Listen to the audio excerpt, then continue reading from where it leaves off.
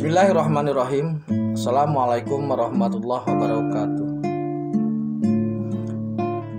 Maha suci Allah, segala puji dan syukur kita panjatkan kehadirat Allah. Semoga kita selalu dalam bimbingan rahmat dan ridha Allah Subhanahu wa taala.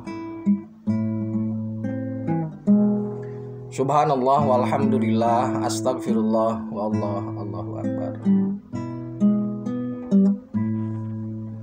Kita sedang membahas terkait dengan peran dan iblis dan bagaimana kita bisa mengungguli iblis.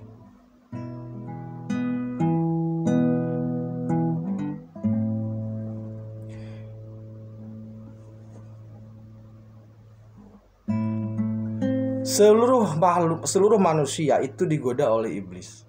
Rasulullah pun sama, tetapi untuk Rasulullah meminta atau Allah menundukkan iblis untuk Rasulullah. Jadi iblis Allah kendalikan untuk Rasulullah. Tetap ada, tetapi kendalinya yang berbeda.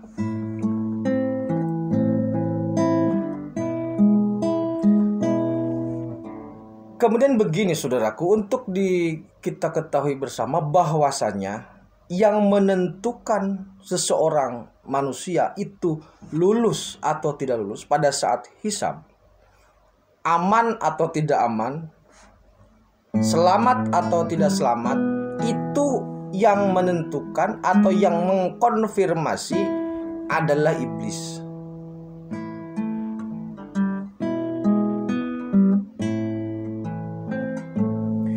Jadi pada saat hisab nanti,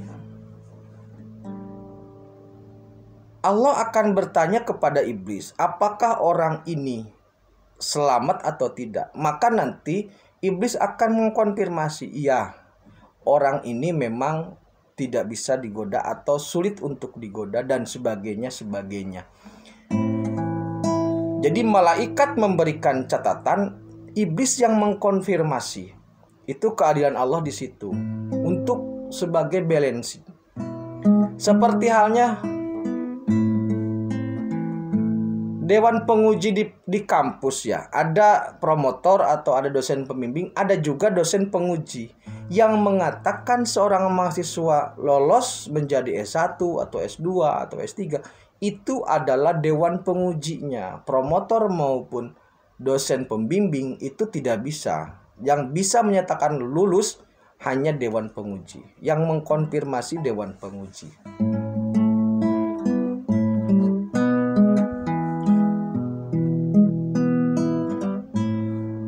Lalu bagaimana caranya agar kita bisa mengungguli iblis? Jadi mengungguli iblis ini gampang susah, mudah atau gampang diomongkan, susah dilaksanakan. Termasuk saya sendiri. Jadi kita dalam ini sepanjang hidup kita ini memang terus bergelut dengan ujian.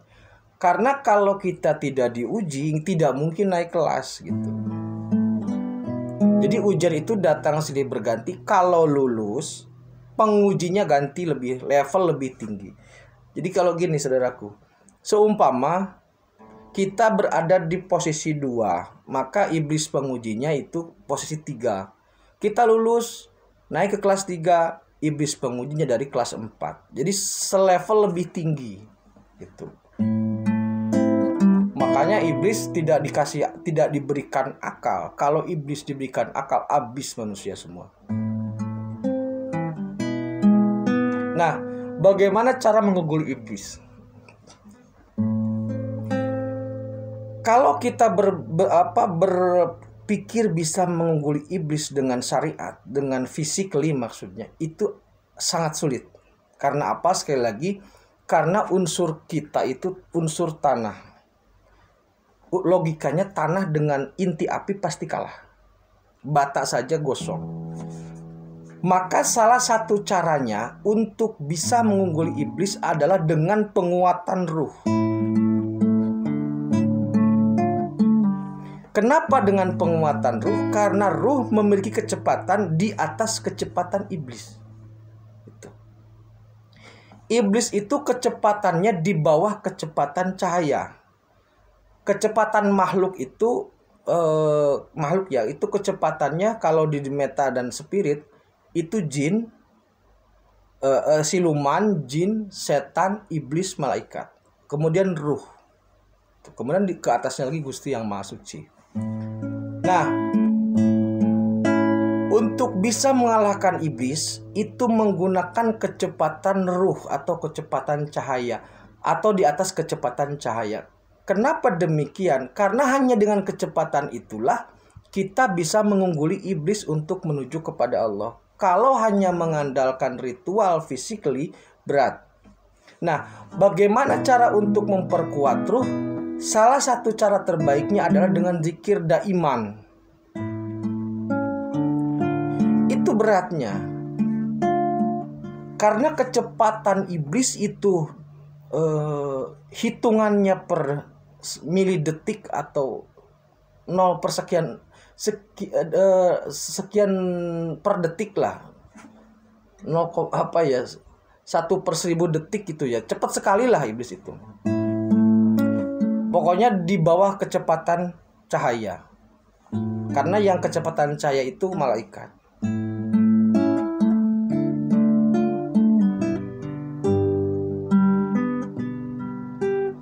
Nah,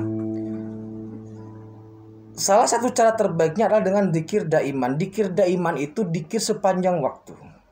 Dzikir sepanjang waktu melalui dzikir yang paling mudah diucapkan, yaitu dzikirnya hu Allah. Jadi dalam setiap detik, setiap momentum kita harus mencantolkan hati, mencantolkan ruh, maksudnya memperkuat ruh, mengingat terus menguatkan hati dan ruh untuk bisa selalu terhubung dengan Allah. Hanya itu yang bisa mengalahkan pengaruh dari iblis. Lupa saja dalam sekian detik, maka kita melenceng lagi. Maksudnya melenceng ini, lupanya kita kepada Allah itu akan menjadikan unsur iblis menguat lagi. Jadi tergoda lagi. Itu sangat mudah diucapkan tetapi sangat sulit dilakukan.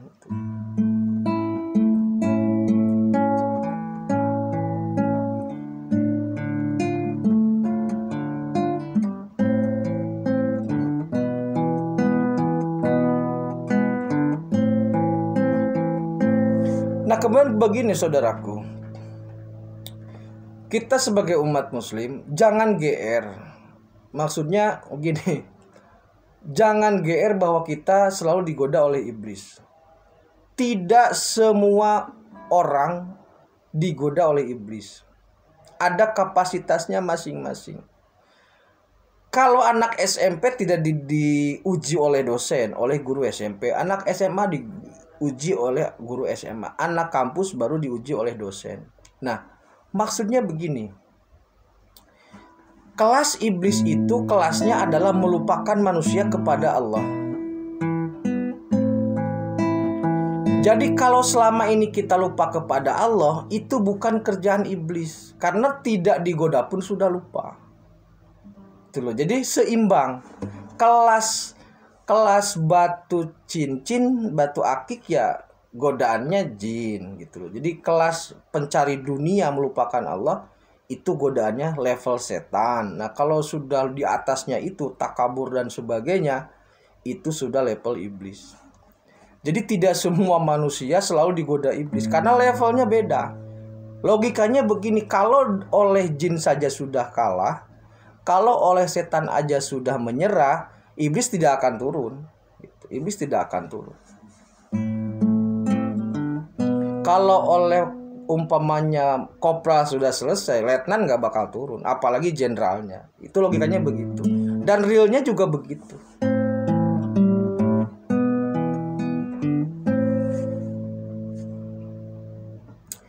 Jadi untuk bisa mengungguli iblis hanya dengan itu, hanya dengan selalu menguatkan hati, menguatkan ruh agar selalu bersandar kepada Allah. Allahu Shomadnya dikuatkan. Salah satu caranya dengan zikir daiman. Atau sholat daiman berupa dzikir untuk menguatkan posisi ruh.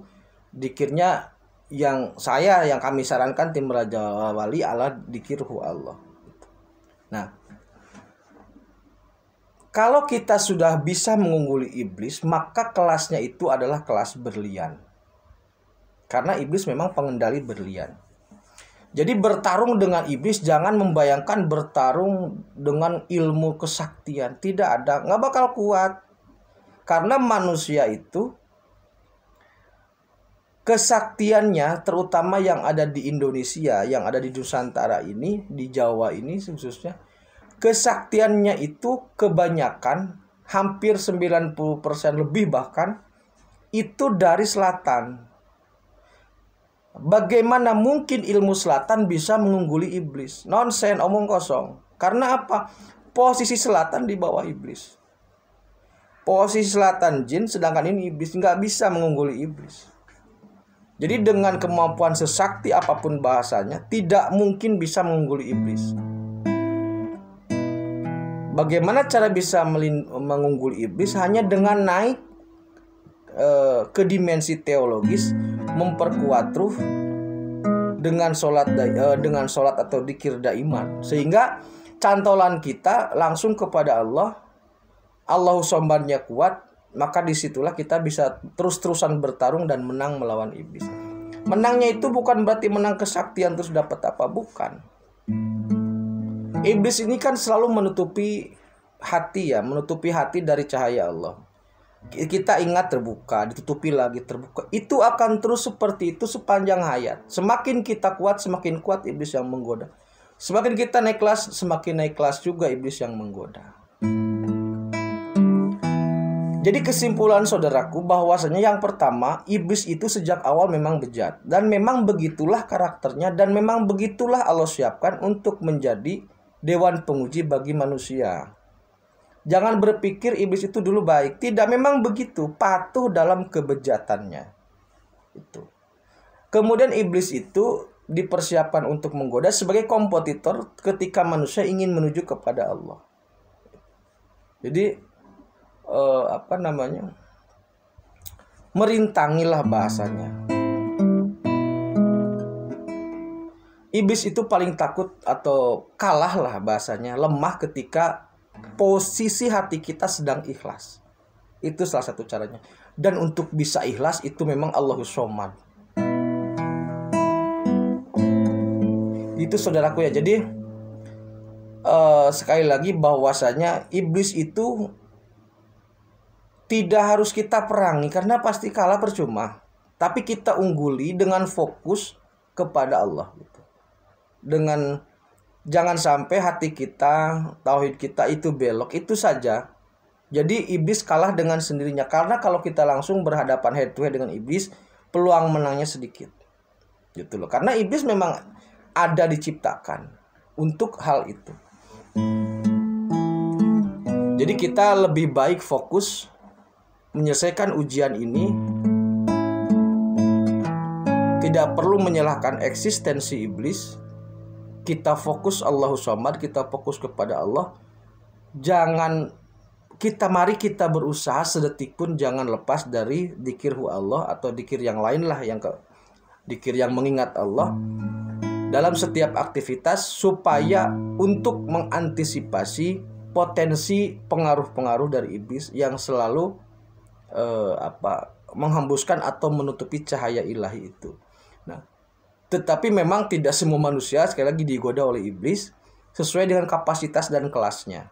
Kalau sudah nyuksruk ngapain didorong gitu loh. Kalau sudah jatuh ngapain dijatuhkan. Prinsip iblis seperti itu. Iblis tidak akan menghambur-hamburkan energinya untuk menggoda orang-orang yang tidak perlu. Maka bagi orang yang sudah level iblis tetap istiqomah untuk terus taat kepada Allah. Karena level itu sangat berat. Level itu sangat berat, godaannya sangat berat. Semakin tinggi pohon, semakin tinggi angin menghembus atau semakin kencang angin menggoyangkan. Itu. Demikian saudaraku terkait dengan peran dan posisi iblis. Semoga kita selalu dilindungi Allah, selalu berada dalam keikhlasan, tetap tingkatkan iman dan amal soleh. Akhirul kalam. Assalamualaikum warahmatullahi wabarakatuh.